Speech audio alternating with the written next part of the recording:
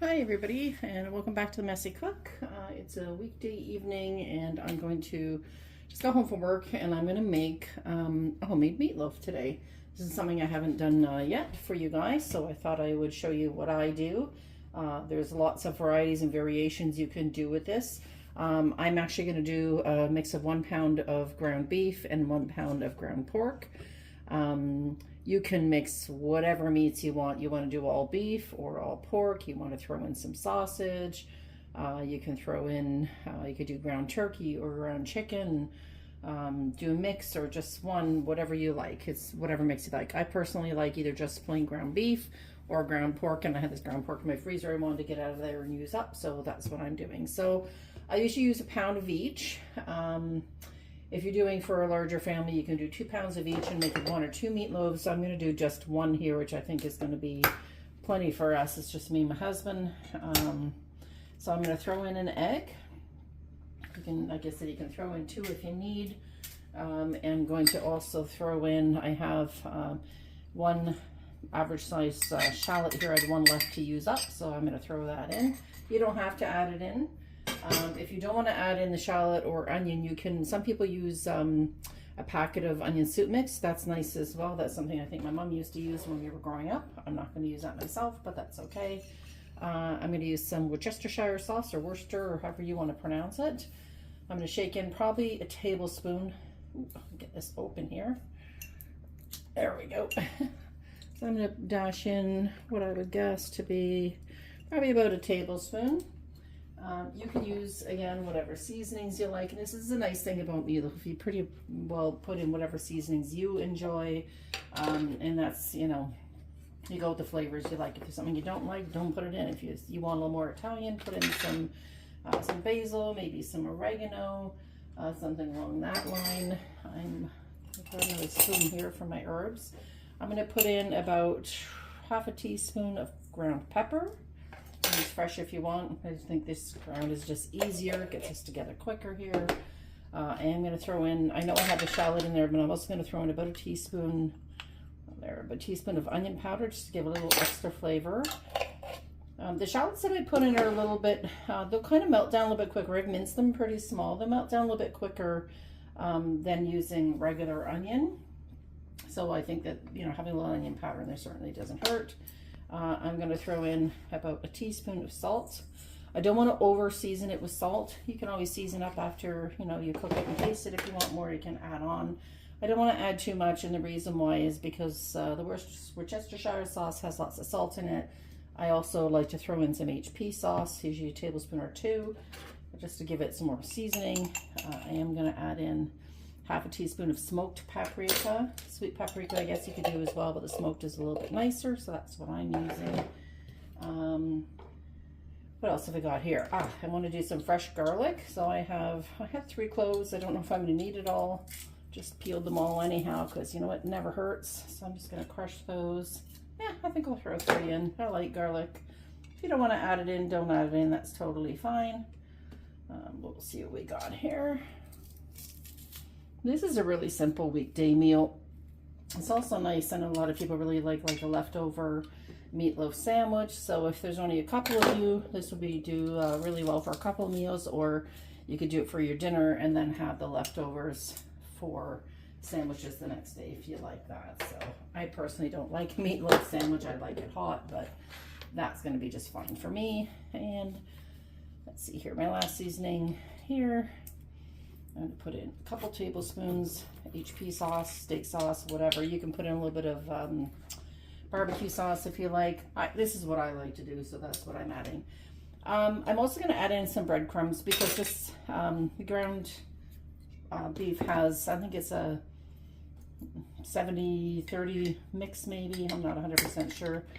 But either way, whatever it is, I want to add in some breadcrumbs because what that's going to do is that's going to help soak up some of the fat in the meat as it cooks. That fat is going to come out, it's going to go into the breadcrumbs, and it's going to bulk up your meatloaf, so it's going to just make it a little bit thicker. If you don't have breadcrumbs, I've seen recipes where it's old-fashioned, but a lot of people use rolled oats. You can grind them up a little bit or just leave them whole and put them in. That will also help bulk up your meatloaf. So it's just a nice way to do it. Now I'm going to use let's see, it's about a cup to start with.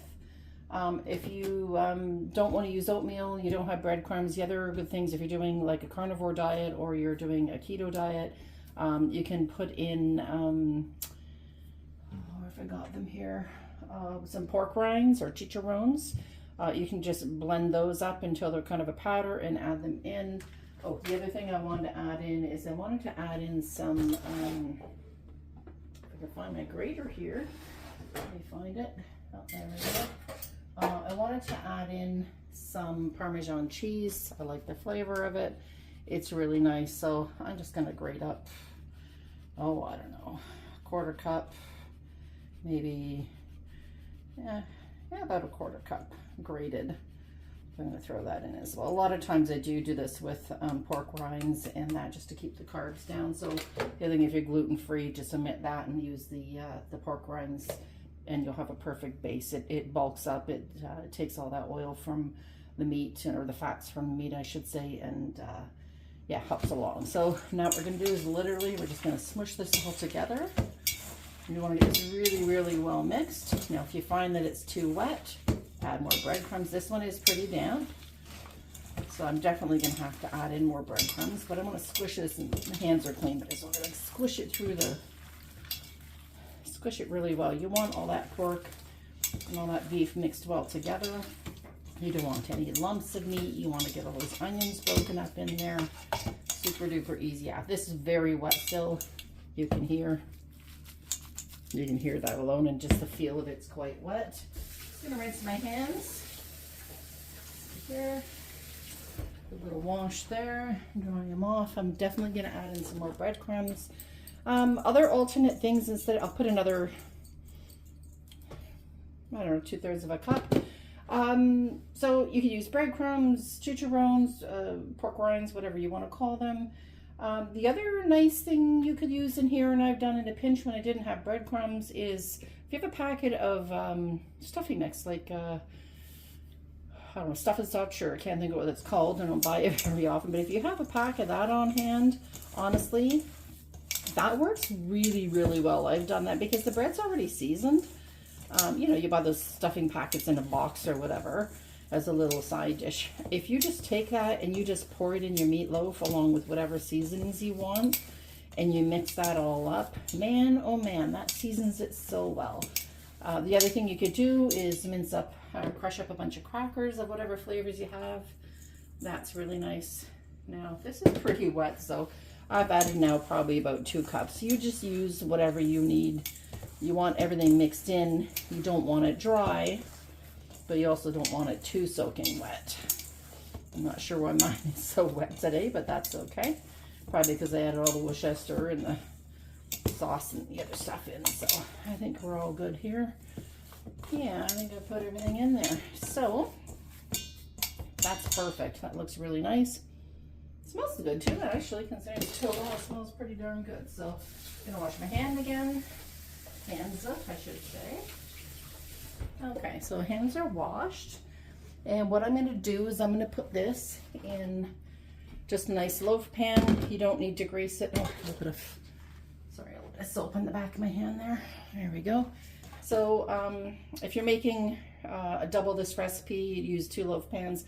You can also freeform it. So say it was your pan, you could just basically just shape it into a loaf and just put it on a cookie sheet. That works just as well. I would recommend that if you do that, I would recommend putting some tin foil or parchment down. So you save your pan a little bit of cleaning. Pop that aside. So I am literally just gonna squish this down. This is gonna make a nice big fat meatloaf for us. This is gonna be really good. Now, I know everybody tops their meatloaf with something. You can leave it plain. You can put ketchup on it. You can do barbecue sauce, HP sauce, whatever you like. So what I do, I'm gonna take the back of my spoon. I'm just gonna poke a few holes around the top here. One that's gonna help it cook evenly. There we go. And 2, a secret that I always do. I don't know why I do this or where I got it from, but I put my sauce over the top. So I have my barbecue sauce. It's the last jar I have. I made this in September 2022. I made a whole massive batch. I think I had like 40 jars of it. I used it, or made it and used it for my niece's bridal shower as a little, you know, thank you gift for people coming. So, oh, that still smells amazing. Now, I didn't make this too smoky, and I will make it again probably in the summertime. Just gonna give this a stir. Let's see if that still tastes as good as it did. That's really nice. If you do want a little bit of extra smoky flavor, you can just add some liquid smoke in there. I'm going to pour 2/3 of a cup over the top. Let me grab another spoon here. And I'm just going to coat that over now. Like I said, you can cover it with whatever you want. The reason for the holes, so this sauce will drip down into there and it's going to season the inside of your meatloaf. So you don't need to cover this. I'm going to put this in a 350-degree oven. It's going to cook 45 minutes to an hour at least. I want the internal temperature to be approximately 160 to 165 when I take it out, because the residual heat's going to cook it, and we want a complete internal temperature of 170 to have it. I know pork you can eat like at 160. You can do the same with beef. Personally, for me, I want the inside to be 170 by the time I eat it. So I'm going to get this popped in my oven, like I said, 350 degrees for 45 to an hour, and we're going to come back when it's all ready. I'm going to show you what it looks like. I'm going to serve it with mashed potatoes tonight and some fresh green beans, and I'll show you when it comes out, see what you're looking at. Okay, so the beeper went, and it was 45 minutes, so I'm going to put my temperature gauge dead center, and it's like not quite 140, so this definitely needs some more time. I'm going to pop it back in the oven. Again, we have it at 350. I'm going to cook this for another, I'll try 20 minutes, and we're going to check it then. So we'll come back when it's at temperature. Okay, so another 20 minutes has gone by. We're going to check the internal temperature again. I'm going to get right dead center. It's 163. Oh, I should get my timer there. No one wants to listen to that beeping. So the internal temperature is 165. I'm going to put this back in the oven, and I'm just going to turn the oven off, and I'm going to leave it for a short bit. That way it'll just finish coming up to internal temperature, and when we're ready to eat, I will make a plate and show you. I am just finishing up, meatloaf's ready to go, and I am just finishing up my mashed potatoes, and I do simple. I just cook them and drain them to the fork tender. I put in about 3 tablespoons of butter. This is 2 really large russets. A couple tablespoons of whipping cream. You can use milk, half and half, stock, whatever you like. I'm going to put a little bit of salt and pepper in. It's a pinch. My beans, should salt those too. Beans at the back. And let's see here. A little bit of pepper. This is just simple. I have the burner on low, so I can keep them, what I do is I put the potatoes back on and let them get a little bit dry. Put these leaves up here. And then that way it gets a little bit of the water content out, so I add the butter and the cream in. You just get a nice creamy mashed potato. So super simple, just a nice, easy, quick enough family meal for, you know, a quick weeknight. You can probably get this done like in under an hour. If you come home from work, or even you can prep this the night before, the meatloaf, and just cook it up when you get home. Throw in some spuds or mac and cheese, whatever you like on the side, and you're pretty much done. So I'm going to keep that on low just to keep it warm. And check my beans here. Still a little bit firm. Let's see. Oh yeah, it's still a little too crispy. So I'm going to put the lid on my potatoes. I'm going to turn them off for the moment because those beans are going to take a little bit longer still.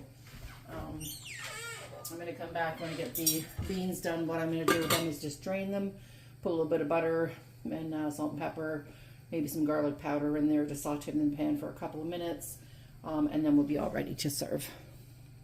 I moved the potatoes to the back. They're staying warm, just with the lid closed. I'm going to take a little chunk of butter here, just about a tablespoon. And I'm going to put that in the pan. What I want, I've got the heat on about a medium heat. So what we're going to do is let that saute for a few minutes. I'm going to sprinkle on a little bit of salt. The salt that I put in when I was cooking them was more to keep them crisp and green and give them a little bit of flavor. If you like them just plain, you can eat them just plain too. But I like to add a little bit of butter on them. And I'm going to put a tiny bit of garlic powder. You can put fresh garlic in here if you want. I'm just being lazy. So I'm going to sprinkle some fresh garlic or some powdered garlic in there. And a little in here to saute. So we just want to get that all tossed around, get that butter in there, melting around a little bit. Add a little bit of olive oil if you like too. Although you don't need a lot. A tablespoon actually will do really well for this bundle here. And then I'm going to saute this. I'm just going to saute these for 2 to 3 minutes. It'll finish the cooking. And I brought them to a boil in the pan and cooked them probably for a total of about 15 minutes. They're still very al dente. They're not like undercooked, but if you like them mushier, cook them a little longer. If you like them less, then you can cook them a little bit less. So just going to let those sit for a couple of minutes just to saute around, and I'm going to get this meatloaf out of the oven, sliced up and all plated. Okay, so the meatloaf's done. I've taken it back out of the oven. It is a little bit warm still. I'm just going to let this whole meatloaf out. There's not a lot of fat in the bottom, but there is a little bit. Ooh, that's quite hot. You can see there's not too much there. We can just top that. Soak that pan and slide this out here. And I'm going to cut into this. I'm going to turn my beans off while we're at it because those are done now. And we'll get this all plated up. So, let me just do it this way. You have 2 slices. That is absolutely beautiful. So let me put that on the plate. I always like the end piece, is nice. So just a couple pieces per person is more than enough. You can see, I'll zoom in here so you can get an idea of what it looks like there. And you can add more sauce on the top if you like. I'm also going to add on just a few beans. Let me slide this aside here. And I'll make a plate for my husband as well, but this is going to be mine. I like lots of veggies. I know I probably cooked way too many beans, so we'll have some for tomorrow as well. I can just warm those up. The nice thing is if you do too many, well, you just warm it up later on. They always stay warm. Nice and do them al dente. If you warm them up the next day, they're not going to be too bad. So a little bit of spud here on the side. And we're all set. So that is my homemade meatloaf dinner. I'll show you here. There we go. I'll probably add a couple more beans. So you got beautiful, beautiful meatloaf there. You can see the glaze on the top. And again, you can also, like I said, you can put a little something on there if you have any gravy and you want to do gravy. Otherwise, I've just got some nice mashed potatoes. I'll probably put a little dollop of butter on there with a little extra salt and pepper. And that is dinner tonight. So I hope you enjoyed watching this video and you try your own meatloaf. Like I said, the fun part about this is that you can just do whatever meat you want, or whatever mix of meat you want, and put in whatever filling you want to use, whether it be breadcrumbs, stovetop stuffing, crackers, oatmeal, whatever you want. So let me know if you try it and what you did, and I hope to see you here again. Don't forget to click that subscribe button and click the thumbs up. I really do appreciate it. It helps my channel. And if you haven't hit the bell for a reminder to get a dingle every time I put a new video up, don't forget to do that as well. I hope you have a wonderful day. Take care of yourselves. Be good to each other. And we'll see you again soon here at The Messy Cook. Have a great night.